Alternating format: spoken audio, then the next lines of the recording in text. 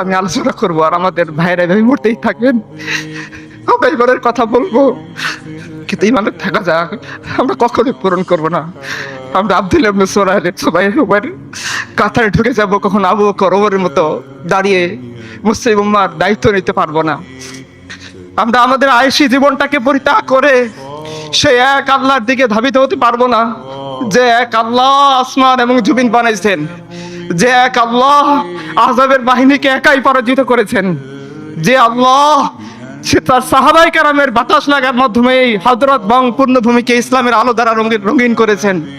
আমরা হয়তো সে আল্লাহর দিকে ফিরে যেতে পারবো না। এখানে অনুষ্ঠান শেষ করে আমরা সবাই বাড়ি চলে যাব। আমি কিছু সমাপনী কথা বলি, হয়তো টপিকের সাথে রিলেটেড কথা আমি বলতে পারবো না, আমি সব কথা ভুলে গেছি।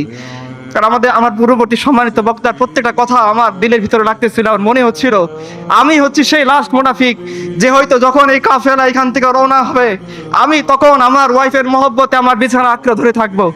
আমি সেই লাস্ট মুনাফিক, যখন আমার ছোট্ট 7 বছরের বোন তার ছোট্ট ভাইয়ের লাশ ব্যাগে করে হসপিটালে নিয়ে আসবে, এই দৃশ্য আমি মোবাইলে দেখব, আর আমি আমার স্ত্রীর সুখের জন্য বাইনার বাজার করার জন্য বাজারে চলে যাব।